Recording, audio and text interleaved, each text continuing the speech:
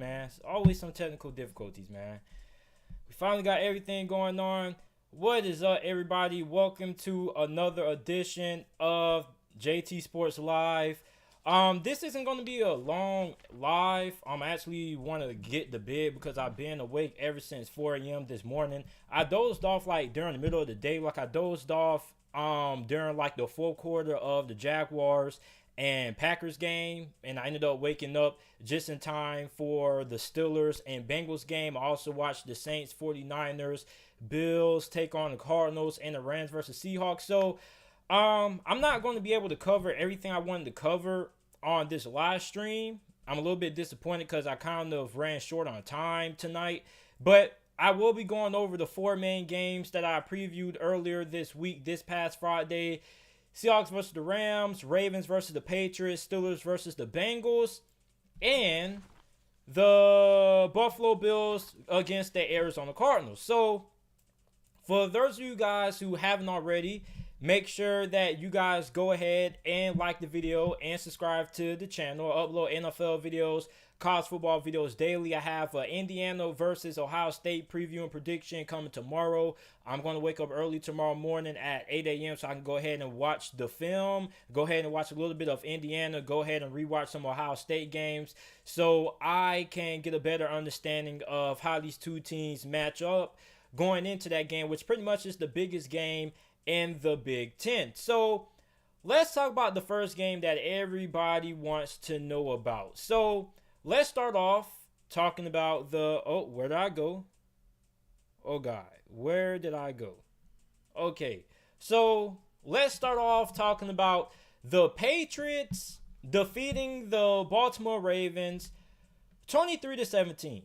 Okay, now this was upset special 2.0. Okay, because I thought that a couple of weeks ago we saw the biggest upset of the season when the Cincinnati Bengals defeated the Tennessee Titans. Well, the Patriots decided that they say, hey, we got a claim for upset of the year when they defeated the Baltimore Ravens 23-17. Now, let's be honest. Okay, not a lot of people saw this coming. Now, when I was previewing this game, I had a feeling that the Patriots could win. Now, did I believe that the Patriots would win? Absolutely not. And here's why. The Patriots don't really have any reliable weapons at the wide receiver position. And Baltimore has one of the best secondaries, if not the best secondary in the NFL. And I thought that would be a main reason why the Ravens would win this game. Well, it turns out the weather conditions said otherwise. So, the weather was nasty. It was raining for basically the whole entire game. And both of these two teams had to rely on the running game. So here's the biggest surprise. New England outgained Baltimore 173 rushing yards to 115. And the Baltimore Ravens got down and they had to throw the football to win the game. Now, we already know that Baltimore isn't the best team that is quite built to come back from behind, especially when you look at the weather conditions that were present in this game. I mean, you're already down, and you got to throw the football to win the game. Not only do you have to throw the football to win the game, something that you haven't really been all that great at so far this season, but you have to throw the ball in terrible weather with a heavy downpour rain. I mean, for Baltimore, this was just a game that didn't really go your way. And New England had a great game plan for stopping Lamar Jackson. And I've been telling people for the last couple of weeks, do not sleep on Bill Belichick and the New England Patriots. I am not going to make the mistake of ever counting out the New England Patriots until they are officially eliminated from playoff contention. Until the New England Patriots are mathematically eliminated from playoff contention and have no shots of making it to the playoffs, I am not going to count out the New England Patriots. I would never, ever do it. There are three people that I learned to never count out in life. Tom Brady, Bill Belichick, and LeBron James. They always come through when it seems like everybody doubts them. And the Patriots came through tonight. This was a big win. With this win, the Patriots moved to 4-5 on the year. And they are right in the thick of things in terms of trying to win the division. Okay? Now, they still have a couple of ways to go. But, I mean, baby steps is all that matters. So, For Cam Newton, he played another great game. He played a great game last week against the New York Jets. He was 13-17 for 118 passing yards, 1 touchdown through the air, and 1 touchdown on the ground as well. And a lot of people for the New England Patriots were coming into this game with the mindset that the Patriots didn't have a chance to win this game because they almost lost to the New York Jets last week. And here's what I had to tell a lot of people. I had to say, look, the NFL is a game that is a week-to-week game. The same game that you saw last week between two teams could be completely different next week. You can't base what a team is going to do the following week based on what they did last week, okay? Unless they have a consistent trend of not being good like you're the New York Jets or somebody like that, then okay. But for a team like the Patriots, you cannot simply judge the Patriots based on what they did the week before. The Patriots have a great coaching staff. As a matter of fact, they have the best coaching staff in the NFL. And if the Patriots manage to make it to the playoffs, without a doubt, Bill Belichick deserves to win Coach of the Year. So the Patriots come into this game and they dominate Baltimore. Okay, now I know the final score is 23-17, but New England really dominated Baltimore on both sides of the football. They dominated them up front on defense. They had a really great game plan. Every time Lamar Jackson started to take off with the ball, it seemed like they were there. Okay, that was the benefit of going out of free agency to get a guy like Adrian Phillips. That was why you drafted a safety like Kyle Duggar in this past year's NFL draft. So when you have to face a quarterback like Lamar Jackson, you're prepared. Last year, when the Patriots got mollywopped by the Baltimore Ravens, they were ill-equipped. They didn't have the necessary personnel to stop Baltimore. Well, what was the biggest knock on New England heading into this season? Well, they had a lot of players that opted out, right? And they were going to have a lot of young guys on defense. Well, there are positives and negatives to having those young guys on defense, okay? The negatives is that having young guys on defense, you have guys who don't have a lot of experience, who are going to make more mistakes than the veterans. But one of the positives about having a lot of young guys playing on defense is the fact that you're going to be a lot faster in terms of if you were to have guys like Dante Hightower playing. And that's no knock on Dante Hightower. He's really good.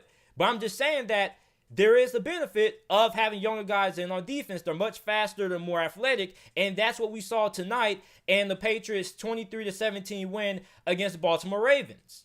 And you also have to give a lot of credit to Josh McDaniels. That play call to have Jacoby Myers throw the football with the way that the weather conditions were in this game is absolutely gutsy. And that is one of the most underrated and one of the best play calls I've seen so far this season. So the Patriots defeat the Baltimore Ravens 23-17. Baltimore drops to 6-3 on the year. New England moves to 4-5, and they keep their playoff hopes alive. So I need to get me a drink of water.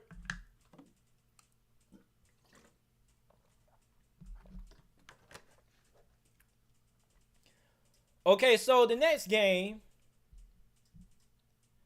that I want to talk about, the LA Rams defeated the Seattle Seahawks 23-16.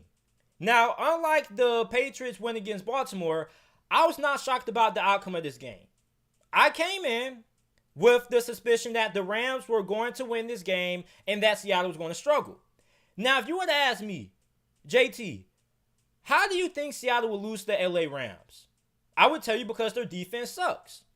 Now, if somebody from the future was to come in and tell me or pull up a crystal ball and show me that the Seattle Seahawks were going to lose this game because Russell Wilson had turned the ball over 3 times, I would say absolutely not. Get that thing out of my face. I do not believe you. It's no way that Seattle is going to lose because of Russell Wilson. Well, they did. He had 3 turnovers, 2 interceptions, 1 fumble. And the Russell Wilson MVP train, that thing is coming off the rails. Russell Wilson has not played good over the last couple of weeks. In big games this season, Russell Wilson has not been great. He turned the ball over a lot against Seattle. He wasn't great against Buffalo. And he wasn't great this past afternoon against the Los Angeles Rams. And we know the Rams have a great defense, but come on, man, this is Russell freaking Wilson. So DK Metcalf got shut down mostly by Jalen Ramsey. Jalen Ramsey had a great afternoon against DK Metcalf. DK Metcalf did not have the game that we've been accustomed to seeing out of DK Metcalf over the last couple of weeks. Russell Wilson was also sacked 6 times. Seattle, like always, couldn't get the run game going. And Russell Wilson played, in my opinion, which was his worst game of his NFL career. And Russell Wilson has been in the NFL for a long time. Russell Wilson has been in the NFL ever since I graduated from the 5th grade. So I've watched Russell Wilson play for basically my whole entire lifetime watching football. And I've never seen Russell Wilson have this powerful performance in all my years watching him play. Seattle lost this game because of Russell Wilson. Now the defense was better than what it has been over the last couple of weeks. Now, Jamal Adams was the best player on the field by a landslide. Now, you can say Jalen Ramsey, you can say Aaron Donald, but Jamal Adams was a force to be reckoned with on the defense side of football for Seattle. He had 2 sacks, 2 tackles for loss. This dude was a freight train for Seattle on defense. And it's sad that Seattle actually had a pretty nice performance on defense, and they still weren't able to win the game because their star quarterback, Russell Wilson, cost them the game. So I don't want to hear anything about the Russell Wilson MVP hype train. For all I care, his MVP chances have just went down the drain. Move him all the way back to the bottom of the barrel, because you can't be an MVP candidate and cost your team games. And I can understand Russell Wilson having one bad game, but over the last 3-4 games, Russell Wilson has not played well. He's turned the football over at a rate that we're not accustomed to seeing him turn the football over. He simply has cost Seattle a couple of games.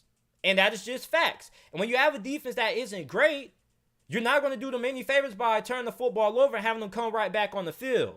So I'm interested to see how Seattle turns around their season this Thursday night, because they got a big game against Arizona. Remind you that there is a 3-way tie right now for first place in the division. The LA Rams are 6-3, Seattle 6-3, and Arizona 6-3. So whoever wins that Thursday night game between Arizona and Seattle is going to have control of the NFC West. So that is a big matchup to watch this Thursday night. That may be the best Thursday night matchup that we've gotten so far this season. But for the LA Rams, you won this game, but you took a big loss because you lost left tackle Andrew Whitworth to a torn MCL. He's going to be placed on IR. His season is pretty much done. And Andrew Whitworth, despite being one of the oldest starting offensive linemen in the NFL, he has been the Rams' best offensive lineman this season. So the Rams are going to be going through the rest of the season without their best offensive lineman and Andrew Whitworth. That is something to notice. So let's move on. Let's talk about the Steelers destroying the Cincinnati Bengals 36-10. Now, I've been looking forward to talking about this game all this afternoon, because a lot of people were saying, JT, the Pittsburgh Steelers are going to lose to the Cincinnati Bengals. The Cincinnati Bengals are going to pull off the upset. And I've been telling people, I said, look, why do you think Cincinnati is going to beat Pittsburgh? And here's what they say. Oh, well, JT, Pittsburgh almost lost to Dallas last week. Pittsburgh isn't a great team. Big Ben isn't great. Big Ben is washed up, JT. The Steelers are overrated. Well, we saw what happened this afternoon. Cincinnati looked like the far inferior team this afternoon in Pittsburgh, and that's just me being nice. Cincinnati got smacked around like a rag doll. Let me tell you what this game reminds me of. So, for those of you guys who watch college football, you guys know when Alabama plays like one of those little FCS schools, like a Southern Alabama or something like that, and they pay that school $500,000 to blow them out. That's what this game looked like.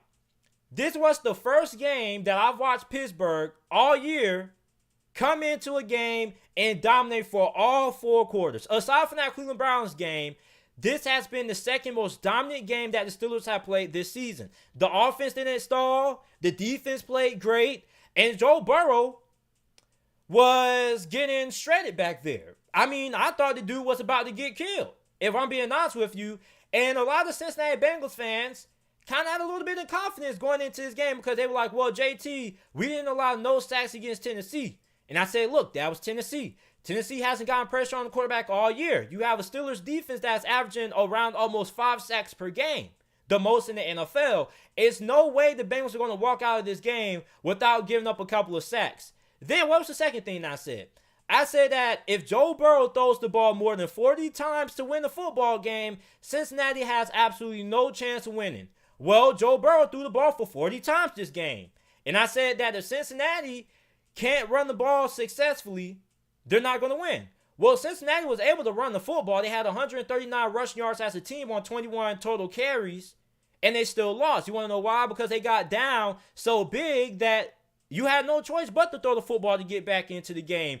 And when you have to throw the football to beat Pittsburgh, and Pittsburgh's defense knows that you're going to throw the football, they lick their chops, and you know they smell blood in the water. You ever saw Jaws?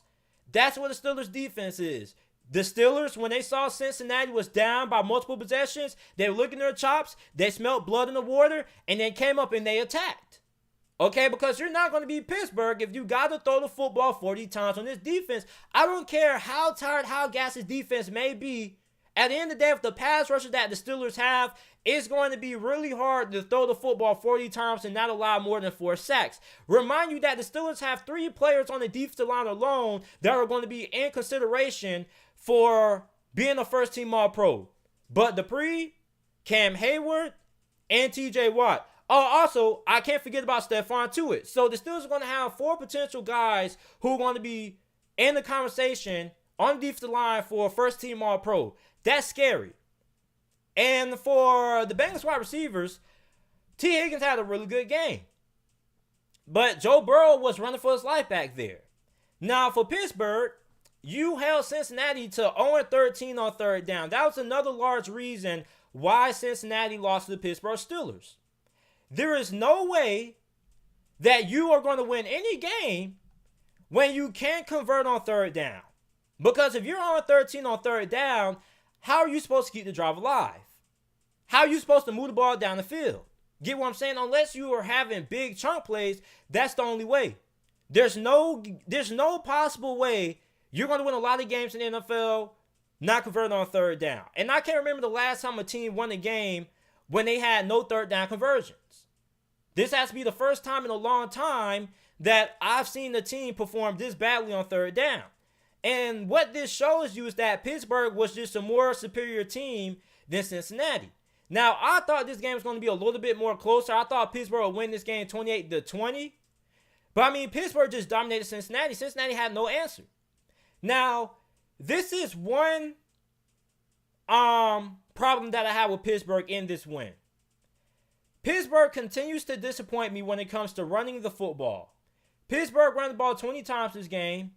They have 44 rushing yards. They're averaging 2.2 yards per carry. That is not good. And when you get into the playoffs, you're not going to be able to beat everybody through the air all the time. Eventually, you're going to have to be able to dominate teams by running the football. Okay, but a big reason why running the football didn't matter against Pittsburgh is because the offense, when it came to the passing game, was going. When you're in a rhythm on offense, when everything is clicking, if it ain't broke, don't fix it. That's what the old folks say, right? So for Pittsburgh, you didn't really have to throw the ball down the field all that much. Basically, all Big Ben was doing was, throwing the ball short to his wide receivers and letting his wide receivers do all the work. And Deontay Johnson had a breakout game. Deontay Johnson showed a lot of people why everybody was so excited about him coming into the season. It was a lot of talk about Deontay Johnson in the offseason maybe becoming the next Antonio Brown or being Antonio Brown 2.0. And he showed out tonight. He really did. And Chase Claypool also caught 2 touchdowns. Juju Smith-Schuster did what he did best, keeping the drive alive on third down. The Steelers, in my opinion, are still one of the best teams in the NFL. I believe that the Steelers are the second best team in the NFL. I believe that they're better than any team in the NFC, and that they're the second best team in the AFC besides Kansas City. So for Pittsburgh, this was a great game, a really encouraging win. You needed to come in and dominate the opponent, and that's what you were able to do. The Cardinals versus the Bills, I saved the best game for last. Arizona won this game 32-30, and this without a doubt is the game of the year so far in the NFL. And we have had a lot of great games during this NFL season. You had Baltimore versus Pittsburgh, you had Tennessee versus Pittsburgh, you had the New England Patriots versus Seattle early on in the season. And I mean, this has been the best game played so far. I mean, it looked like Buffalo was going to win this game until Kyler Murray throws up a prayer to DeAndre Hopkins. And despite several Buffalo Bills offenders right there, DeAndre Hopkins was still able to catch the game-winning touchdown. And that is the reason why the Arizona Cardinals did the trade they did in the offseason by finessing Houston and Bill O'Brien for DeAndre Hopkins in return for David Johnson and some trash draft picks. So for Arizona, this is a really big win. You're 6-3. You play Seattle on Thursday Night Football in a couple of days. And that game is going to be really important. Because if you're able to mop the floor of Seattle, not only do you put yourself in the driver's seat of winning the NFC West, but you put yourself in the conversation that you could be having that first round bye come playoff time. So for Arizona right now, they're getting hot at the right moment. Now for Buffalo, the Bills had a 16-19 lead heading into halftime. And I feel like Buffalo's defense played the best first half of football that they have all year. Okay, in the first half, Arizona wasn't really able to get anything going once they got inside the red zone. Once they got inside the red zone, Buffalo forced Arizona to kick field goals. But like I said, in my keys to victory, what both these teams had to do to win this game, I said that for Buffalo to win, they're going to have to make sure that they stop Arizona's offense in the second half because Arizona has one of the best second half offenses in the NFL. And they weren't really able to do that. Now, it's not all their fault because Josh Allen had a really bad interception. And that was also a big reason why Arizona was able to win this game. But then another thing is that Kyler Murray.